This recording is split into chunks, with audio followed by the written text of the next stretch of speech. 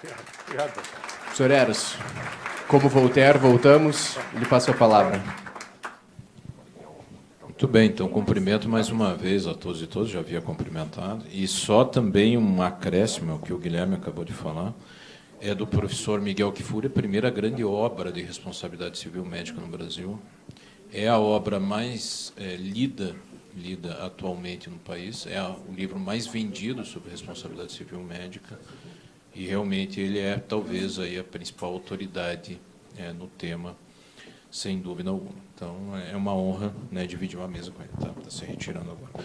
Veja, o que eu pretendo aqui abordar em termos gerais, levando em consideração que nós tratamos efetivamente e temos aqui na plateia alunos que são tanto de direito quanto de medicina. E o tema é erro médico e a questão relacionada à responsabilidade civil. É buscar entender qual é o desafio da compreensão de um conceito de erro médico. E isso parte da premissa de que estamos falando de duas ciências aqui e que elas se confluem em um dado momento, né? Então, é um não médico julgando um médico. E um não médico julgando um médico significa que a pessoa que está sendo submetida a este julgamento, né, não compreende, muitas vezes, a linguagem do julgador. E o julgador, por sua vez, não compreende a linguagem de quem está julgando.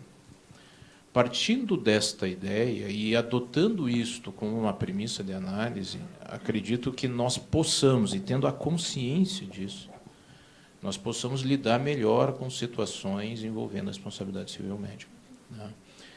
Por que falo isso? Porque toda decisão tem uma consequência.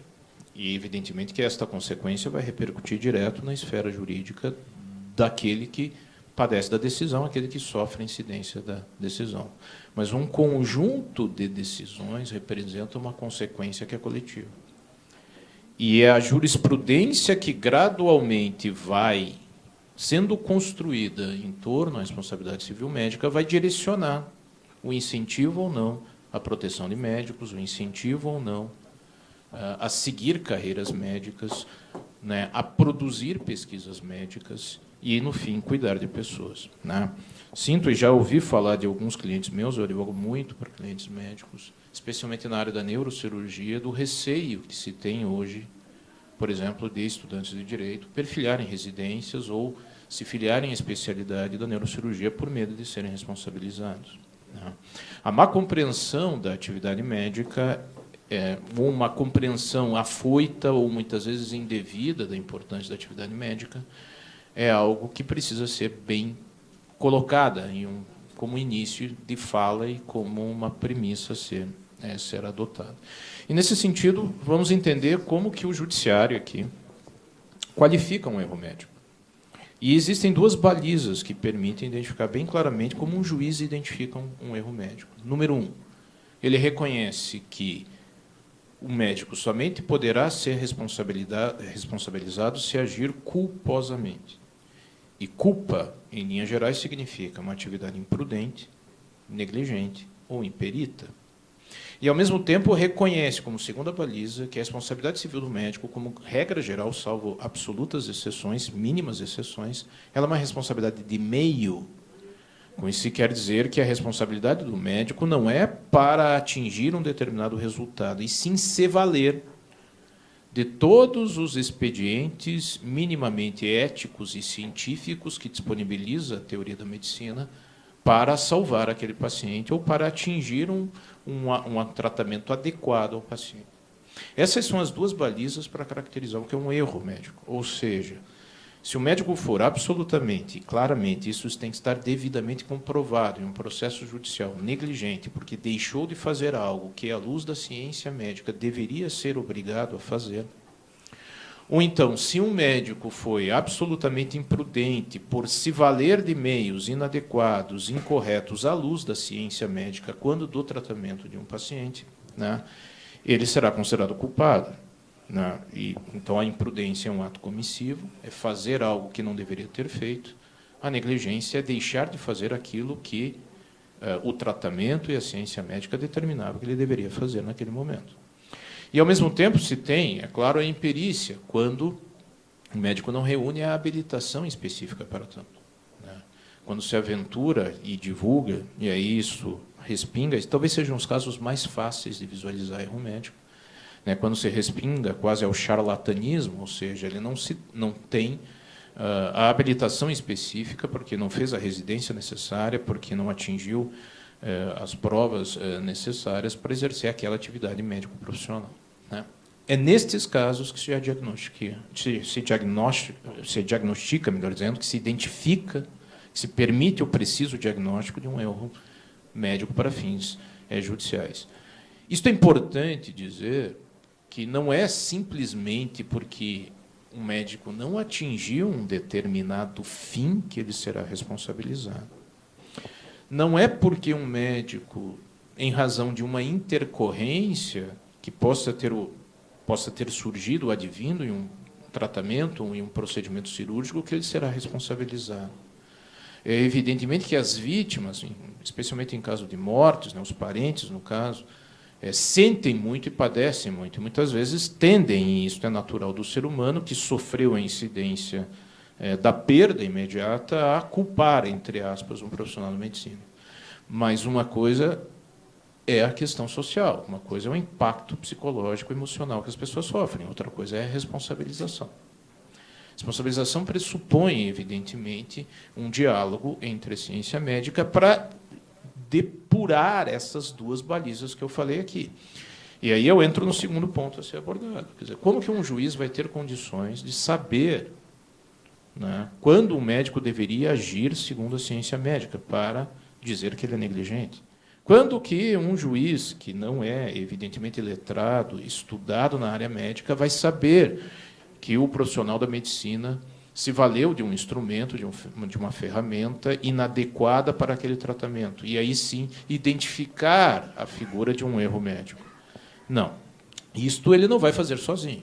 Ele vai se valer de algo que se chama exame pericial. E aí entra uma pessoa, um componente, que é próximo à ala médica, que é da área médica, né, que é o perito designado pelo juízo. O exame pericial é um exame técnico, né? As partes, e aí no caso dos médicos, né, têm direito, no caso jurisdicionado, que está sofrendo aí um processo de responsabilização, indicar um assistente técnico que o auxiliará, promover quesitos. E, nesse sentido, na prática, e sendo bem pragmático no que falo aqui, a maior parte dos juízes em processos judiciais se fiam ao que o laudo pericial vem a dizer. E o laudo pericial é elaborado por um profissional da medicina. Mas, de todo modo, chama atenção para uma questão. Nós não podemos ampliar em demasiado casos de responsabilidade civil. E aí vou citar uma teoria que o professor Miguel Kfouri citou aqui há pouco e que tem se demonstrado um tanto quanto complexa e como fator de distorção no campo da responsabilidade civil, que é a teoria da perda de uma chance.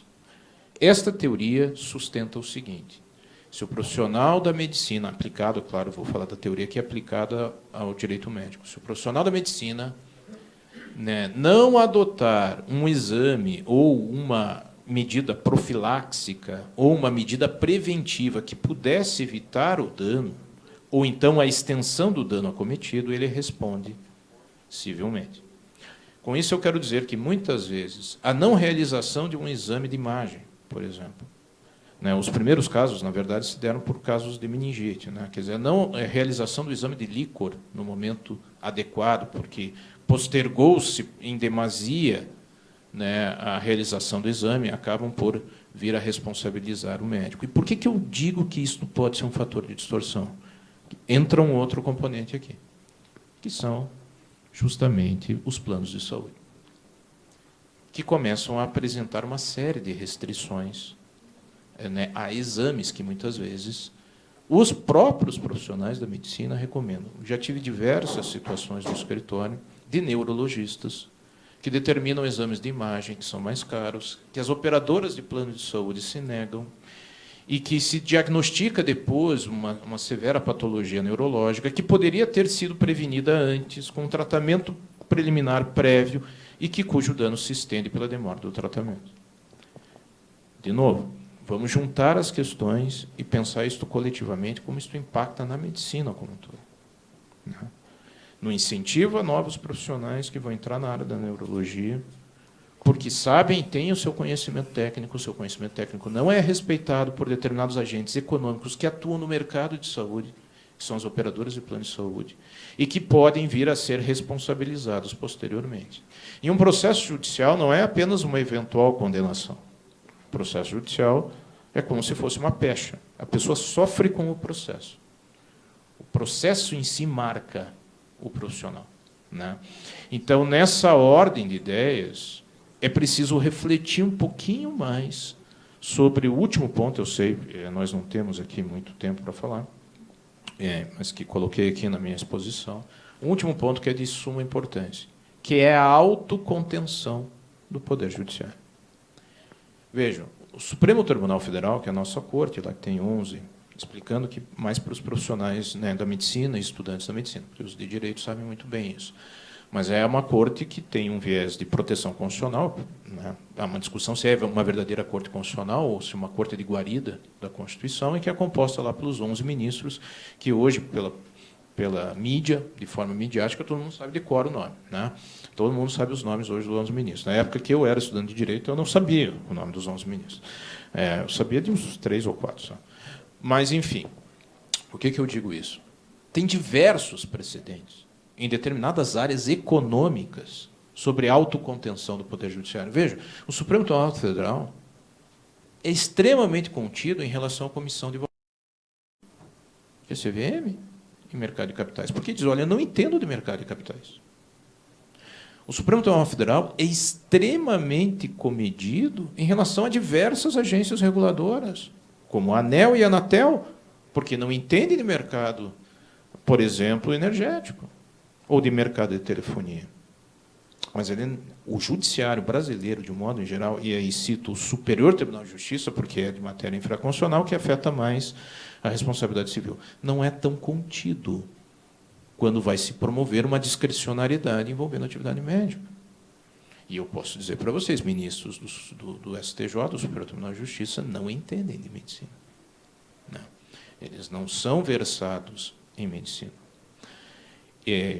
Tanto é que o último presidente do Supremo Tribunal Federal, na época da pandemia, e com razão, em uma palestra, num evento sobre direito médico, disse: nós temos que cuidar melhor dos médicos jurisdicionados, porque, afinal de contas, como que nós vamos aplicar nossa própria jurisprudência em um cenário pandêmico, em que os próprios profissionais da medicina, postos quase à exaustão, né, na atividade de fronte, muitos, inclusive, faleceram, né, porque infectados, né, pelo vírus. Nós vamos aplicar a perda de uma chance da forma como a STJ estava aplicando, porque houve demora no diagnóstico. Né, expandir a responsabilização médica, né, uma pan-responsabilização, sem tomar os devidos cuidados de um diálogo, né, que deve ser feito, evidentemente, entre a ciência médica e a ciência jurídica. Né. Então, nessa ordem de ideias, eu sempre advoguei. Tem um dia uma proposta, enfim, já discuti isso várias vezes com o professor Miguel Kfouri, de se criar, talvez, aí, varas especializadas que envolvam a questão médica, com um profissional vocacionado e estudado dentro da temática da responsabilidade civil médica, né, e que possa, no futuro, e evidentemente que uma proposta dessa é aquilo que, né, jurista gosta de falar em latim, né, lege ferenda. O que significa isso? É uma proposta de alteração que deveria fazer do texto constitucional, de criar talvez um contencioso, como é na França, que não se tenham apenas juristas, enfim, julgando médicos, mas uma composição colegiada que se tenham juristas e médicos. Né? E aí, nesse sentido, ter um julgamento, né, um pouquinho mais técnico e próximo da realidade, da temática abordada. Então, essas são as palavras que eu queria falar. Eu acredito que o meu tempo já está muito próximo de se esgotar. Quero agradecer mais uma vez o convite que foi formulado, incentivar mais uma vez as pessoas, tanto da área médica quanto da área jurídica, de participar de grupos de pesquisa. O professor Miguel Kfouri tem um grupo de pesquisa espetacular sobre direito médico, que aqui a comissão de frente, né, cito aqui, está aqui toda presente, E promover um diálogo entre direito e medicina é extremamente importante. Então, vocês todos estão convidados. Muito obrigado. Agradeço a oportunidade.